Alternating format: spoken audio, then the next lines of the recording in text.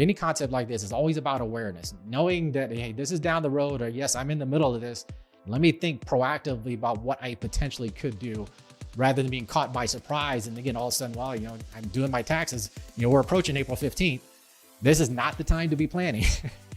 The planning starts early on. And back to my point of why we send that letter out in January for 2026 is so we can start having these conversations about, hey, here's what your required distribution is going to be. Where else can we make adjustments? What other lever pulls can we make to hopefully reduce the impact of that?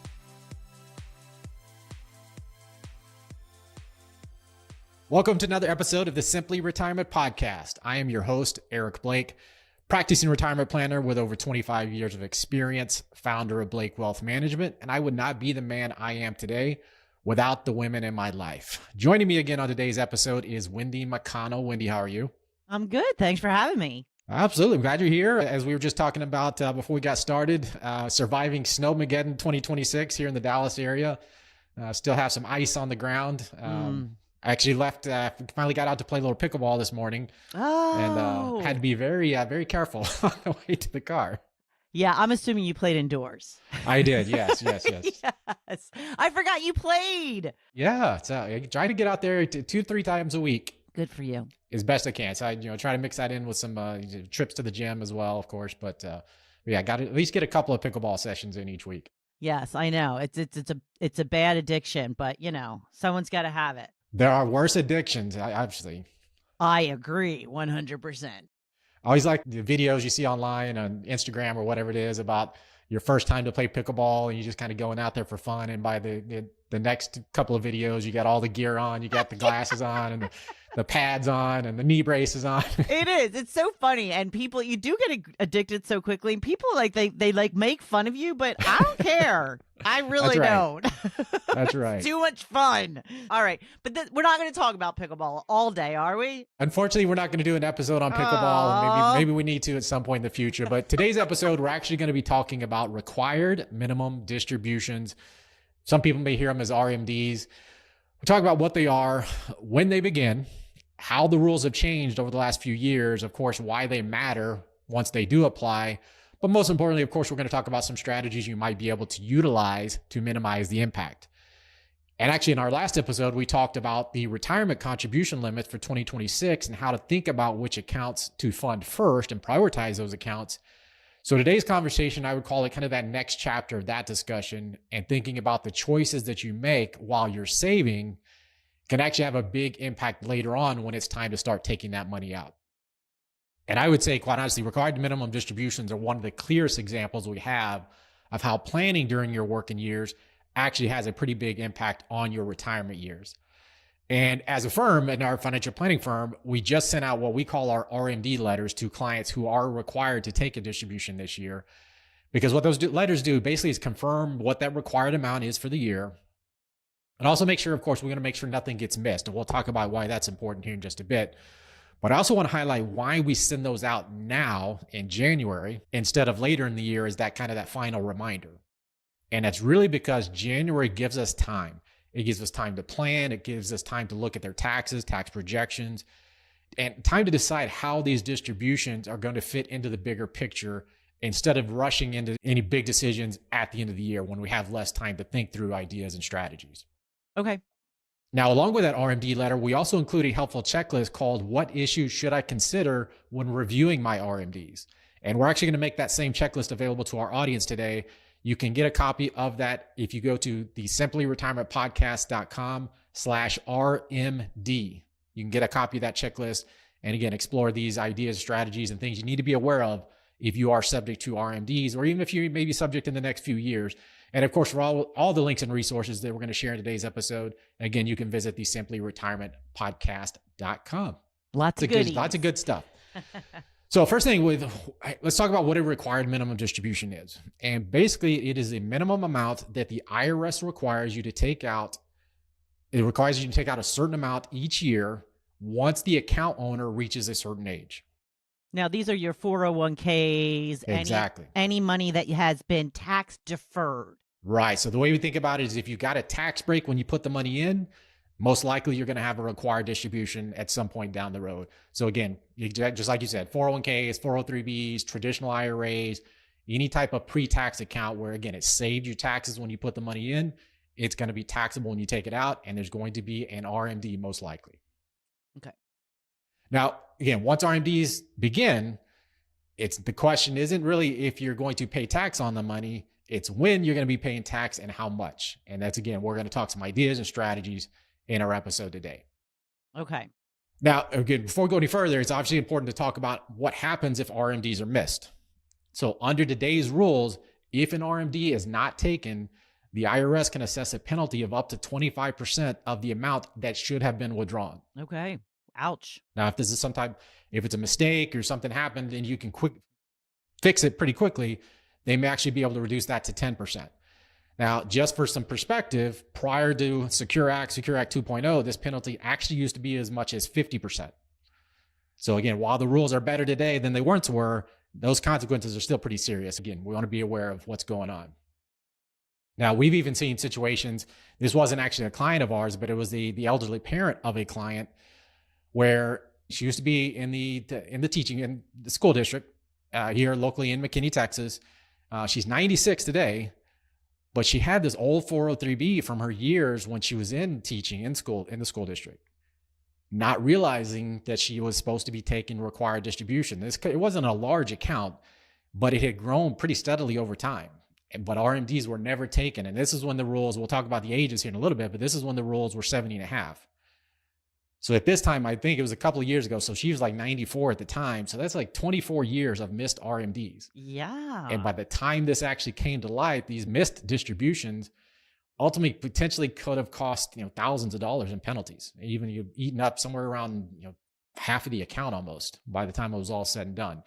Now, again, there's ways you can request exceptions. You can private letter rulings, different things. You can go to the IRS and say, hey, this is what happened, and try to come up with some reason not to pay those penalties. But the bottom line is, say, if you think you're in this situation, any type of situation like that, talk to your tax advisor as soon as possible. Because I would say the custodians are actually required to send these notices out about what your RMD is. But sometimes these notices, they get overlooked.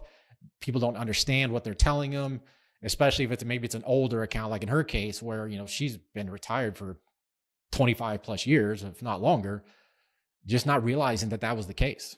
Right. So is it a percentage that you are required or a specific amount? I'm just curious. So there's basically what we call lifetime tables. And there's different, for the most part, most people use the same table, but they can vary a little bit depending on marital statuses and things like that. And that's basically, it is the intent of the RMD is once you start, it is designed to basically deplete that account by the time you're no longer here. Now, the odds of that perfectly happening, not very great. But the tables themselves say it starts at a bigger number in your first years of RMDs, and then the number itself, the divisor, what's what it's called, gets smaller and smaller, which basically forces you to take a bigger and bigger percentage every single year. So you take a bigger percentage every year? Because again, it's based on life expectancy. So it's based on these actuarial tables that say they want you to have depleted the account by the time you're no longer in the picture. That's basically what the intent is. Okay, so if it's just raw numbers, say I'm required in my first year $10,000. That's my required minimum distribution. That will increase each year. Yeah, so based on, because again, you're using a divisor. There's an age and a divisor number. Okay. So you take your age, and then there's a divisor that's attached to that age. And then that divisor gets smaller and smaller every year, which means it's dividing by a smaller number, which means there's a bigger amount that you're having to take out each year. Okay. All right. I got it. Makes more sense? Yes. So now here's the important thing to say in terms of ages we want to be aware of is the rules have changed quite a bit in the last handful of years. So for many, many years, RMD ages, it was 70 and a half. And I still will get that question from time to time of people thinking that it's still 70 and a half. But then original Secure Act, which was into 2019, changed it to 72 pretty much across the board. But then Secure Act 2.0 pushed that out even further. So basically, if you're looking at your situation today, if you were born before 1960, your RMDs begin at age 73. If you were born in 1960 or later, your RMDs start at age 75. And obviously those extra years can create some planning opportunities that we're going to chat about as well. But again, you want to be intentional about that when we start thinking about how can we actually reduce the impact of those required distributions. Okay. Now, there's also one kind of next piece of that required minimum distribution age is something called the required beginning date. And where this can be really confusing for people is that, so let's say for IRAs, which includes traditional IRAs, SEP IRAs, simple IRAs, if you happen to be a business owner, your required beginning date, RBD, is April 1 of the year after you turn 73. We're using 73 as our example. So if I turn 73 in 2026, that's technically my first year that requirements are there, but I don't have to actually take that amount out until April 1st of the following year of 2027. Okay. So what's important though is that this is only the first year you are required to take distributions, minimum distributions. That's the only time you get to use that April 1st date. After that, every RMD is going to be due by December 31st of each year. So you get a choice in that first year.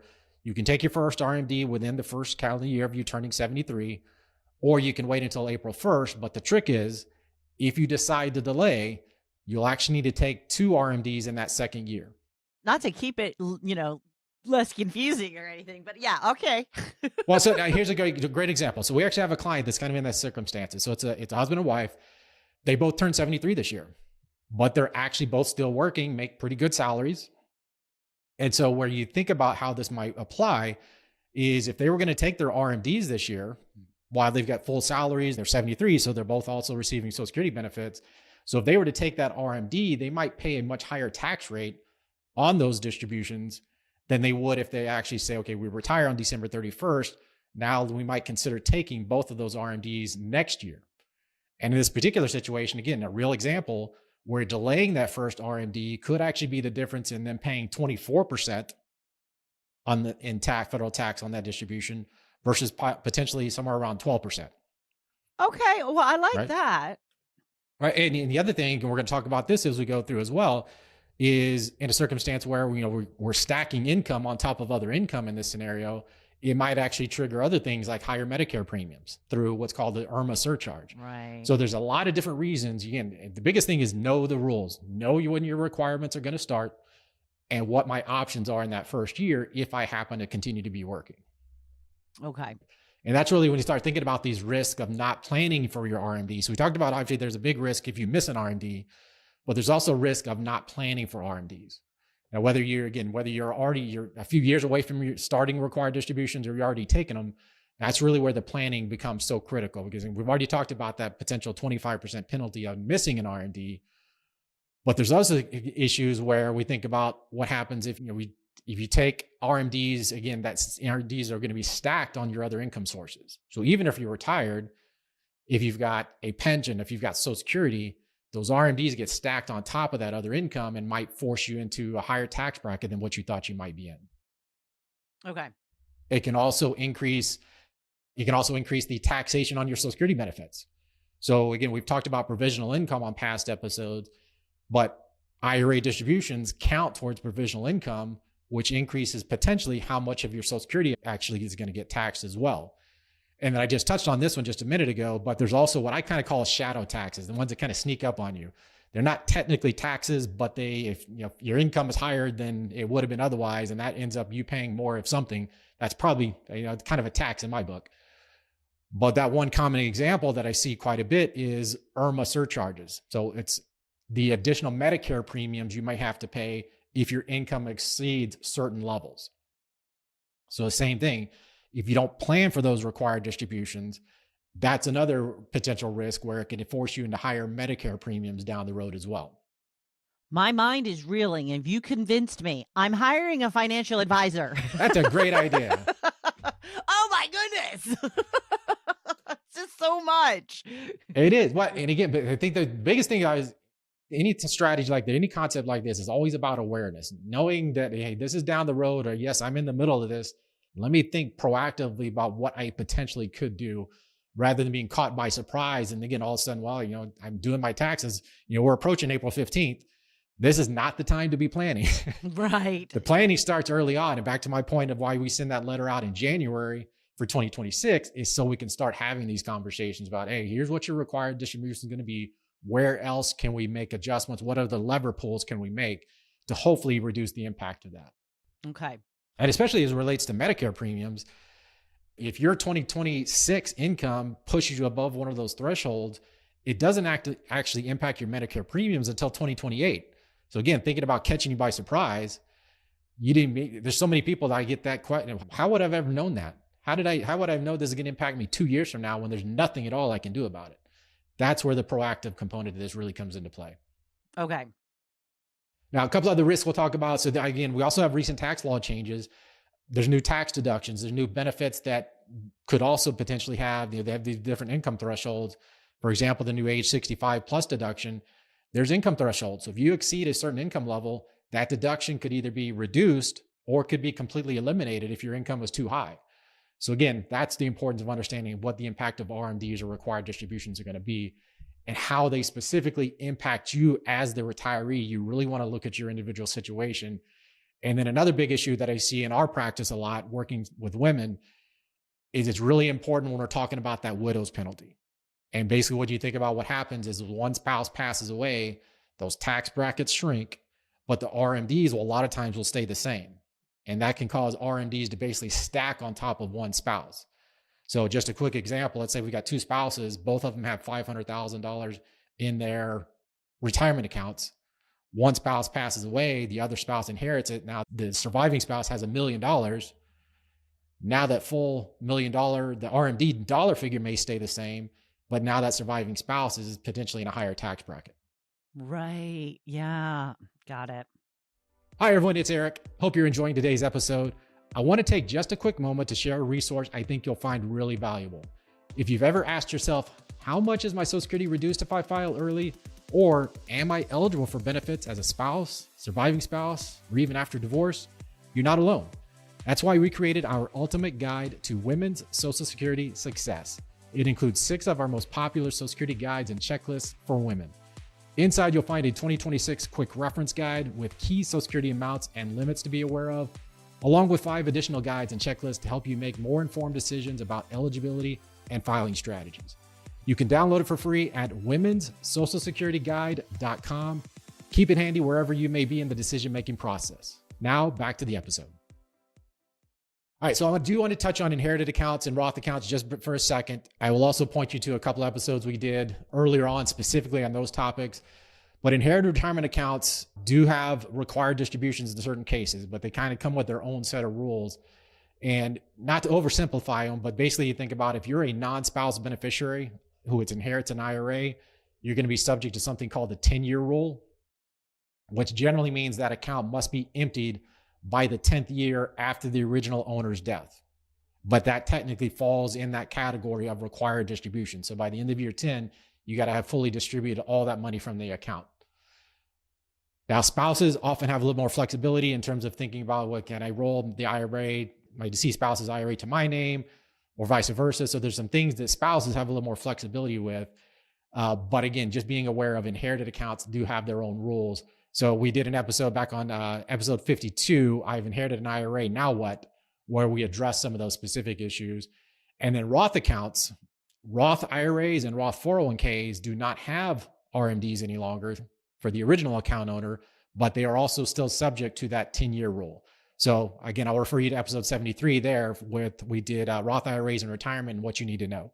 So for more deep conversation on those particular types of accounts, I would go to those episodes and be able to get a better feel for what that impact could be if you are in that situation. Yep. Lots of things to know. Lots of things. So let's talk strategies. That's always the fun part, right? To start talking about strategies for minimize the impact of these RMDs. Tell me what to do, Eric. All right, let's go. So strategy 1, and again, this is a very little known strategy. It's been around for a while, but a lot of people aren't aware of it. And that is something called a qualified charitable distribution, or QCDs.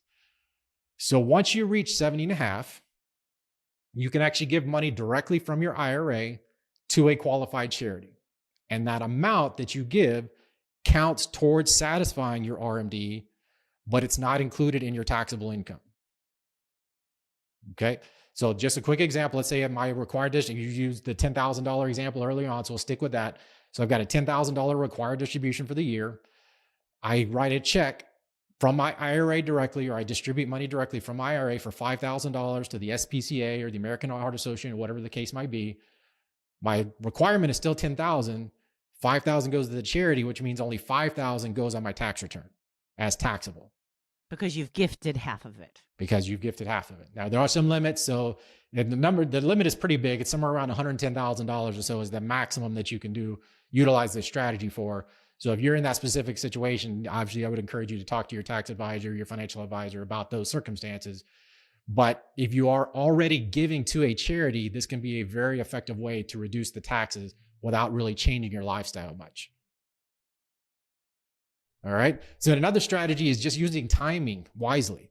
So a lot of times when people first retire, that might, especially if they're retired before starting Social Security or even before taking RMDs, we got kind of this gap period where we've got time where our income might be lower in those first few years of retirement before we turn on Social Security or before we actually have these required distributions kick in. These are the years where you want to think about things like Roth conversions or even just taking distributions from your IRA before you actually have to. And it's kind of a concept of what I call filling the brackets. So if you know you're going to be in the 12% tax bracket, but I've got RMDs down the road that might push me into that 22 or some higher tax bracket, how can I take advantage of that 12% tax bracket? If I've got some room or a gap in that 12% tax bracket, how can I maybe convert some of my IRA to Roth or even just take a distribution up to the top of that 12% tax bracket while I'm there? That's where we talk about the timing. We've got these periods where we can take advantage of being maybe in a lower tax bracket in order to reduce the impact of future required distributions. Now, one thing, and I get this question from time to time as well, is you got to also know if you're using some of these strategies, but you're already in the RMD years, you must satisfy your required distribution before you can use any type of Roth conversion. You have to satisfy the RMD before doing a Roth conversion within that particular tax year. Okay. All right. Another approach is using taxable brokerage accounts to help bridge some of these income gaps or those gap years I was just talking about.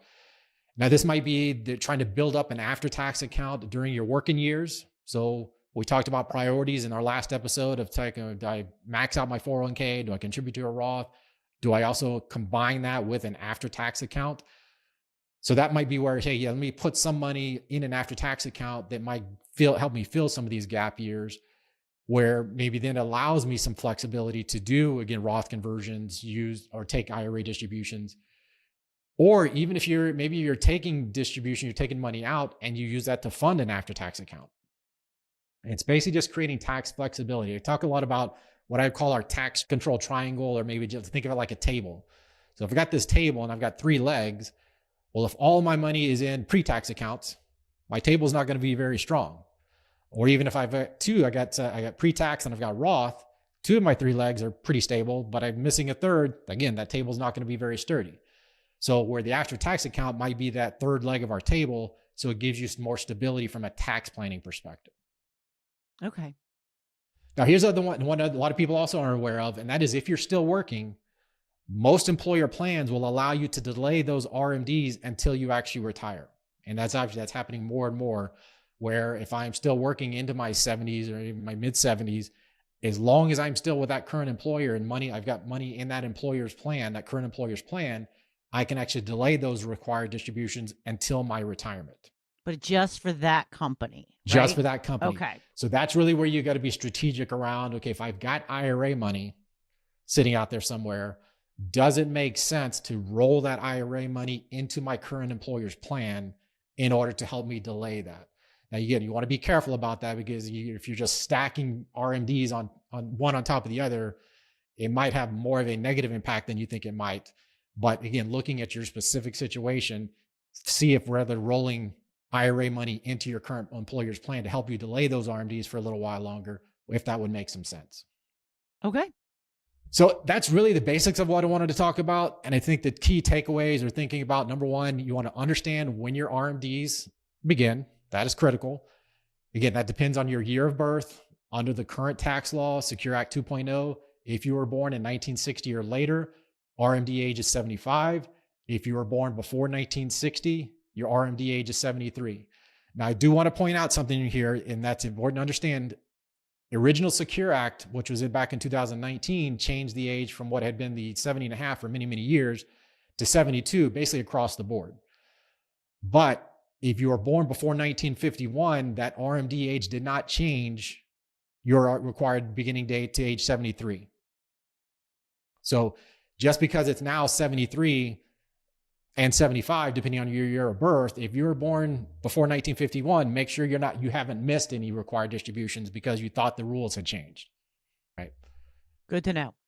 Lack of planning can increase taxes on withdrawals. It can increase how much of your Social Security is taxed and actually potentially lead to things like higher Medicare premiums. Again, understanding the impact beyond just the penalty for missing an RMD, what are some of the other potential implications that could be in place if you don't strategically plan around your required distributions? The other one I talked about, again, RMDs can play a significant role in the widow's penalty, especially when income gets stacked onto one spouse after the loss of a partner. And I think the biggest thing to be aware of is thinking about timing, coordination, and just awareness, not guesswork, is what creates the flexibility and ultimately better outcomes with your required distributions. Okay, got it. And of course, remember, again, we're going to make this checklist available. What issues should I consider when reviewing my RMDs? We're going to make that available so you can walk through these decisions step by step. You can get that at the simplyretirementpodcast.com/RMD. Lots of stuff. Lots of stuff. Again, we always make resources that create awareness, provide resources. That's what we're hoping to do. There you go. Yep. Well, thank you once again, Wendy, for joining me today. Thank you to our audience for tuning in. If this episode has raised some questions about RMD planning, tax brackets, how distributions fit into your overall retirement plan, that's exactly what we help with. You can visit getmysimplyretirementroadmap.com to schedule a call with our team, talk through some of these strategies that apply to your specific situation. That's it for today's episode. Again, for all the links and resources that we mentioned, visit the simplyretirementpodcast.com. Until next time, please remember, retirement is not the end of the road. It's the start of a new journey. That's it for today's episode of the Simply Retirement Podcast. We hope you found our insights and advice helpful in planning for a fulfilling retirement. Don't forget to take action on what you've learned today. Visit our website at blakewealthmanagement.com to learn more about our firm and review our Simply Retirement Roadmap process to get you on the right path to the retirement you deserve. And don't forget to click the follow button to be notified when new episodes become available. Thank you for joining us on this journey, and we look forward to helping you achieve your retirement goals. Remember, retirement is not the end of the road. It is the start of a new journey. So embrace it and make the most of it. Until next time, take care. Content here is for illustrative purposes and general information only. It is not legal, tax, or individualized financial advice, nor is it a recommendation to buy, sell, or hold any specific security, or engage in any specific trading strategy. Results will vary. Past performance is no indication of future results or success. Market conditions change continuously. This commentary reflects the personal opinions, viewpoints, and analyses of Blake Wealth Management. It does not necessarily represent those of RFG Advisory, their clients, or their employees. This commentary should not be regarded as a description of advisory services provided by Blake Wealth Management or RFG Advisory, or performance returns of any client. The views reflected in the commentary are subject to change at any time without notice. Advisory services offered by investment advisory representatives of RFG Advisory, a registered investment advisor, Blake Wealth Management, and RFG Advisory are unaffiliated entities. Advisory services are only offered to clients or prospective clients where RFG Advisory and its representatives are properly licensed or exempt from licensure. No advisory services may be rendered by RFG Advisory unless a client agreement is in place.